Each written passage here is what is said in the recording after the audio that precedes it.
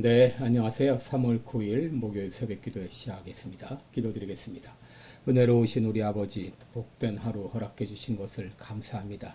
이 3월 참 스프링, 용수철이 약동하는 그런 튀어나오는 이런 약동하는 계절에 우리 모두가 우리의 믿음도 우리의 삶도 튀어오르는 그런 한 달이 되기를 원합니다. 오늘 하루도 주님과 동행하며 기쁨 가운데 영광 돌리는 귀한 하루가 되게 하여 주시옵소서. 연약한 중에 있는 우리 모든 성도들 주의 능력의 손으로 어루만져 주시사 깨끗이 나음을 얻을 수 있도록 주님 역사하여 주옵소서. 감사드리며 예수님의 이름으로 기도드리옵나이다. 아멘. 네, 찬송가 내가 매일 기쁘게 술래기를 행함은 찬송 부르겠습니다. 191장입니다. 191장. 예전 찬송가는 427장입니다. 내가 매일 기쁘게 술래기를 행하는 191장입니다. 내가 매일 기쁘게 술래기를 행함은 주의 팔이 나를 안보함이요. 내가 주의 큰 복을 받는 참된 비결은 주의 영이 함께함이라. 성령이 계시네. 할렐루야 함께하시네.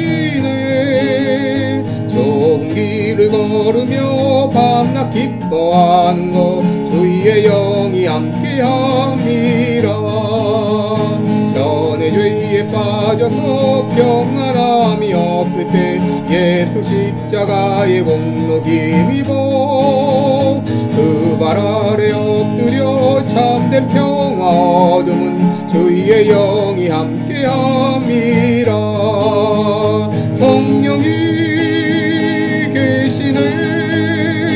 할렐루야 함께하시네. 좁은 길을 걸으며 밤낮 기뻐하는 것 주의 영이 함께함이라. 나와 동행하시고 모든 염려하시니 나는 숲의 새와 같이 기쁘다. 내가 기쁜 마음으로 주의 뜻을 행함은 주의 영이 함께함이라. 성령이 계시네. 할렐루야 함께하시네. 좁은 길을 걸으며 밤낮 기뻐하는 것 주의 영이 함께함이라. 세상 모든 욕망과 나의 모든 정욕은 십자가에 이미 못을 박았네. 어두운 밤이 지나고 무거운 짐 벗으니 주의 영이 함께함이라. 성령이 계시네. 할렐루야 함께하시네. 좁은 길을 걸으며 밤낮 기뻐하는 것 주의 영이 함께함이라.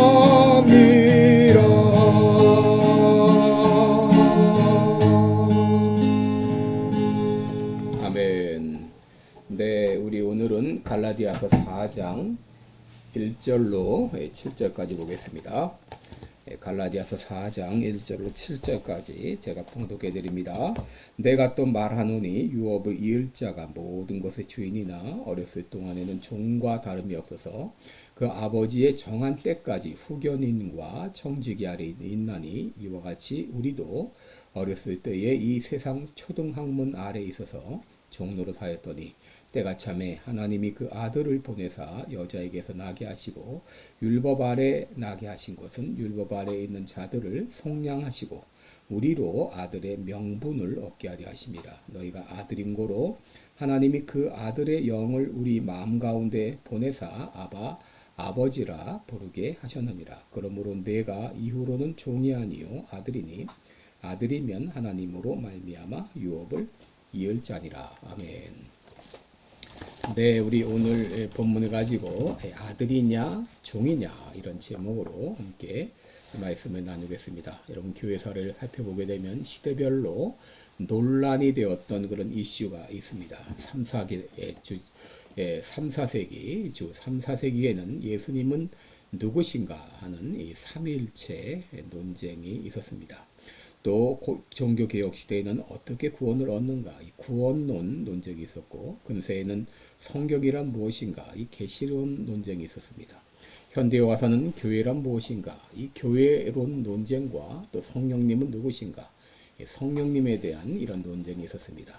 여러분 사도 바울이 살았던 당시 가장 큰 이슈는 어떻게 구원을 받는가 이 바로 구원론 논쟁이었습니다. 예수님으로부터 직접 복음을 전수받은 사도들은 구원은 은혜로만 가능하다, 믿음으로만 가능하다 주장한 반면에 유대주의자들은 믿음으로만 안 되고 할례를 행하고 율법을 지켜야 한다라고 주장했습니다. 지난 시간 사도 바울은 아브라함의 예를 통해서 구원은 오직 믿음으로 임한다라고 말했는데, 오늘 본문에서도 사도 바울은 당시 있었던 그 로마 제국의 제도의 중에 후견인의 역할을 설명하면서 복음을 설명하고 있습니다. 여러분 2절에 보시면 후견인 혹은 청지기라는 그런 말이 나오죠. 여러분 이 단어, 이 후견인이라는 단어는 에피트로포스라는 말입니다. 영어로 말하면 가디언이라는 말이고, 이 청지기는 스튜어드라는 그런 말이죠. 여러분 예전에 큰 집에는 이 가디언이 있고 청지기가 있었습니다. 이 가디언의 역할은 이 주인의 어린 아들을 성년이 되기까지 가르치는, 교육하는 그런 역할이었습니다. 이 어린 아이들이 자라기까지 예절과 말과 또 삶에 있어서 필요한 모든 것들을 가르쳤습니다. 비록 주인의 아들이고 아버지의 유업을 이을 자였지만 성인이 되기까지는 절대 후견인의 명령을 따라야 됐습니다. 근데 율법을 행함으로 구원 얻고자 하는 이들이 바로 그 후견인 아래에 있는 아들과 같다고 하는 것입니다. 여러분 1절 2절에 보시기 바랍니다. 내가 말하노니 유업을 이을 자가 모든 것의 주인이나 어렸을 동안에는 종과 다름이 없어서 그 아버지의 정한 때까지 후견인 아래 있나니, 이와 같이 우리도 어렸을 때에 이 세상 초등학문 아래 종로로 사였더니 라고 했습니다. 여러분 후견인 아래에 있는 아들은 아들이지만 명령하는 입장이 아니라 명령을 받아야 하고 또 이 후견인의 명령을 따라야 했습니다. 주인이지만 자기 마음대로 어떤 경제권을 행사할 수가 없었죠. 여러분 율법으로 구원 얻고자 하는 이들이 이와 같다는 것이죠. 그것을 율법 아래 있는 것들을 바로 이 세상 초등학문 아래 종노릇하고 있다고 그렇게 표현하고 있는데, 여기 바로 세상 초등학문은 율법을 의미합니다. 여러분 후견인 아래 있는 자들은 아들이라 할지라도 철저히 후견인의 말을 들어야 합니다. 후견인이 이거 해 저거 해 이렇게 명령하면 그대로 따라야 됩니다. 그때 내가 주인의 아들인데 이 말은 성립이 안 됩니다. 후견인은 그때 이 아들한테 얘기할 겁니다. 잔말 말어, 내 말 들어. 여러분 이 어린 아들은 아들이지만 철저히 후견인의 명령을 따라 종노릇하며 살아갑니다.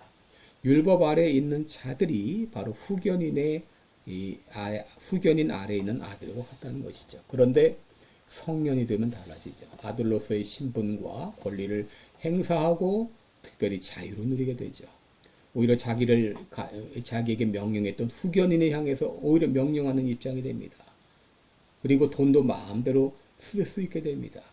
율법 아래 사는 사람은 후견인 아래에 있는 아들과 같아서 그렇게 자유함을 누리지 못했다가 이제 우리가 성인이 되면 자유함을 누리는 것처럼 은혜 아래에 있는 사람은 이렇게 성인이 된 아들처럼 자유를 누리며 살아간다고 하는 것이죠. 이것이 바로 요한복음 8장 32절에 나오는 진리가 너희를 자유케 하리라. 이런 진리 되신 주님 안에 자유함을 누리게 된다는 것이고, 로마서 8장 2절에 그리스도 예수 안에 있는 생명의 성령의 법이 죄와 사망의 법에서 너희를 해방하였다라고 말한 것입니다. 여러분 왜 예수님께서 이 땅에 오셨는가? 5절에 보게 되면 율법 아래 있는 자들을 속량하시고 우리로 아들의 명분을 얻게 하려 하심이라 라고 말했습니다. 여러분, 후견인 아래에 있던 아들이 아들일지라도 아들이 아닌 것처럼 아들로서 아무 권리도 행사하지 못하고 철저히 후견인의 말을 들어야 했던 것처럼 그들은 잘못된 길로 나가면 너 이거 잘못했어 하고 엄격한 훈육을 받아야 했던 것처럼 바로 우리가 예수 믿기 전에 우리의 모습이 그와 같았습니다. 우리가 죄를 범하면 이 율법은 우리를 정죄하고 사단은 우리를 정죄합니다. 그런데 이 아들이 성인이 되면은 이제 아들로서의 모든 권리를 행사합니다. 자유함을 누립니다. 마찬가지로 우리가 주님 안에 있을 때, 예수님 믿게 되었을 때 우리는 더 이상 율법의 정죄를 받을 필요도 없고 율법의 어떤 정죄와 그런 인간적인 모든 것을 받을 필요가 없습니다. 더 이상 우리 율법을 뛰어넘는 것이죠. 그리고 율법을 뛰어넘어 자유함을 누리게 되는 것이죠. 여러분, 여기 이제 아들이 되었을 때의 이 두 가지 변화에 대해서 말하는데, 첫째, 이제 이 어린 아들이 되었을 때 우리가 어떤 변화가 임하게 되는가? 첫째, 아버지를 아버지라고 부를 수 있게 되었습니다. 아버지를 아버지라고 부를 수 있게 되었어요. 여러분, 아버지를 아버지라고 부르는 게 그게 어떤가? 당연한 거 아닌가라고 말을 하는데, 여러분, 당시 이제 아들일지라도 아버지와 예전에 그 로마 제국 시대에는 아버지와 친밀한 관계를 갖지 못합니다. 예를 들면 부인도 많고 아들들도 많기 때문에 아버지를 한번 만난다는 것도 쉬운 일이 아니었어요. 그런데 아들이 되면 어떻게 돼? 아버지라고 부르게 됩니다. 8절 보시기 바랍니다. 너희가 아들인 고로 하나님이 그 아들의 영을 우리 마음 가운데 보내사 아바 아버지라 부르게 하셨다라고 말하죠. 아바 아버지. 로마서 8장 5절에도 너희는 다시 무서워하는 종의 영을 받지 아니하였고 양자의 영을 받았으므로 아바 아버지라 부른다. 이 아빠 아버지 이런 말이죠. 아빠 아버지. 여러분, 이 아들이 어릴 때 후견인의 교육을 받을 때 후견인의 이 교육을 마치기까지는 아버지는 아들을 아들로 실질적인 아들로 인정하지 않는 것이죠. 그때까지는 엄격한 이런 구분이 있습니다. 후견인의 교육이 마쳐져야 비로소 아들로서 인정을 받고 아버지를 아버지라고 부르고 아버지와 친밀한 교제가 시작이 됩니다. 여러분, 여기 부른다 이 말은 크라지온이라는 말입니다. 부르짖는다, crying out 한다는 말이에요. 아들인데 아버지를 아버지라고 부를 수 없으니 얼마나 답답하겠습니까? 여러분, 홍길동 같은 경우도 이제 서자이기 때문에 차마 아버지를 아버지라고 제대로 못 부르 얼마나 답답합니까? 그런데 이제 아버지를 아버지라고 부를 수 있게 되었어요. 선교사와 복동이라는 재미있는 예화가 있는데, 이 복동이가 선교사님 집에 아들로 입양이 됐습니다. 그래서 아버지의 사랑을 받고 그렇게 자라났는데, 어느 날 이 복동이가 아버지가 가장 귀하게 여기는 그 도자기를 그만 깨뜨렸습니다. 그러니까 이 아들은, 이 복동이는 선교사의 집에 입양이 된 아들인데, 혹시 내가 이 아버지가 아끼는 도자기를 깨뜨렸기 때문에 이제 아버지가 나를 아들로 인정하지 않는 건 아닌가, 이런 두려움 때문에 깨뜨린 그 도자기를 모아가지고 뒤뜰에 땅을 파고 거기다 묻었습니다. 그런데 그 깨진 도자기를 묻는 것을 옆집의 아주머니가 봤어요. 근데 그때 이 아주머니는 복동이를 보고 그때부터 복동이에게 갖은 어려운 일, 심부름을 다 시키기 시작했어요. 이거 해 저거 해. 이 복동이는 종이 아니지만 이 아주머니의 말을 들어야만 했어요. 왜냐하면 하다가도 하기 싫어도 너 이거 알지? 깨트린 도자기만 생각하면 꼼짝없이 당하는 겁니다. 그때부터 이 복동이와 아버지의 관계는 소원해지는 거예요. 아버지가 두렵고 차마 아버지를 아빠라고 부르지도 못하고 두려움 가운데, 공포 가운데 옆집 아주머니의 말을 들으며 갖은 심부름을 다하며 살게 됐잖아요. 근데 어느 날 이 복동이가 결심을 하고 아버지에게 고백을 합니다. 사실은 내가 아버지께서 귀하게 여기는 도자기를 깨뜨렸습니다. 이미 아버지는 다 알고 있었지만 이 복동이가 그 말을 하기까지 기다렸던 것이죠. 이 고백을 한 다음에는 아버지와의 이 관계가 회복이 되고 아버지를 아버지라고 부르고 더 이상 옆집 아주머니의 말을 들을 필요가 없게 됐죠. 여러분, 율법과 은혜의 관계가 이런 관계예요. 아버지를 아버지라고 그렇게 부를 수 있게 된 것이죠. 여기 이제 아버지, 영어로 말하면 daddy라는 말입니다. 이것은 율법적 형식주의와는 대조적으로 하나님 아버지와의 친밀감과 신뢰감을 나타내는 것이죠. 마가복음 14장 36절에도 예수님께서는 아버지요, 하나님을 아버지요라고 불러내요. 이것은 바로 성부 하나님과의 친밀한 교제를 의미하는데 우리가 예수님을 통해서 하나님을 아버지라고 부를 수 있는 놀라운 특권을 갖게 됐어요. 둘째는 우리는 유업을 잇는 자가 되었습니다. 7절을 보시면 그러므로 내가 이후로는 종이 아니요 아들이니 아들이면 하나님으로 말미암아 유업을 이을 자니라. 여러분, 어릴 때는 아들일지라도 그 권리를 행사하지 못하죠. 그런데 이 교육을 마치고 성인이 되면 달라지죠. 당당히 아들로서 권리를 행사할 수 있게 되고 유업을 이을 자가 되는 것이죠. 당시 로마 사회에서는 황제나 부자들은 종 가운데 한 사람을 선택해서 양자 삼는 일이 종종 있었습니다. 심지어 로마 황제도 이제 때로 양자를 삼아서 자기 대를 잇게 했습니다.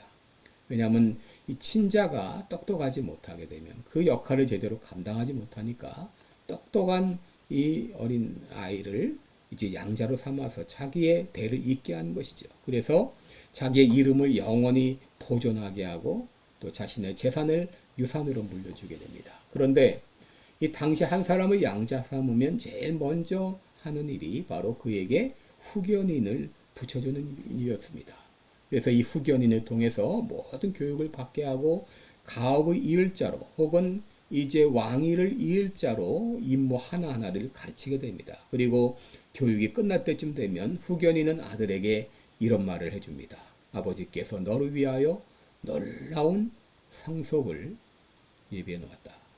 그리고 성년식을 거행하고 아들로서 또 상속자로서 공식적인 인정을 받게 됩니다.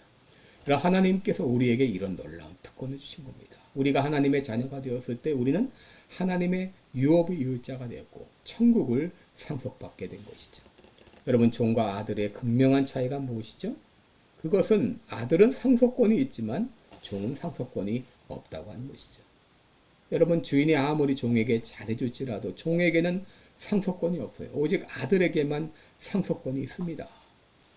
갈라디아서 3장 29절에 너희가 그리스도께 속한 자면 아브라함의 자손이요 약속대로 유업을 이을 자니라. 로마서 8장 17절에 자녀임은 또한 후사 곧 하나님의 후사요 그리스도와 함께한 후사니라고 말했고 에베소 3장 6절에 이는 이방인들이 복음으로 말미암아 그리스도 안에서 함께 후사가 되고 라고 말했습니다. 하나님의 모든 상속권이 우리가 하나님의 자녀가 될 때 우리에게 주어지는 겁니다.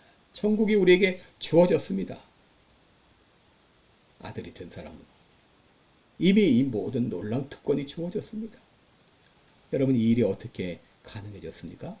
예수님께서 인간의 몸을 입고 이 땅에 오셔서 십자가에 피 흘려 죽어주심으로 우리를 속량해 주셨기 때문입니다.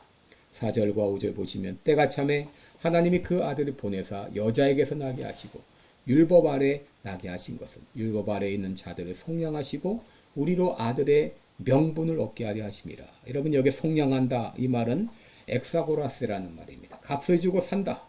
죄 아래서 종로로 타던 우리를 구원하기 위해서 하나님께서 예수님을 통해 피값으로 우리를 사심으로 누구든지 저를 믿는 자마다 하나님의 자녀가 되는 놀라운 특권을 주신 것이죠. 그래서 우리는 하나님을 아버지라고 마음껏 부르짖을 수 있고 하나님께서 예비하신 놀라운 그 유산을 상속받게 된 것이죠. 이 놀라운 특권을 오늘도 감사하면서 지내는 하루가 되시기를 축원합니다. 기도하겠습니다.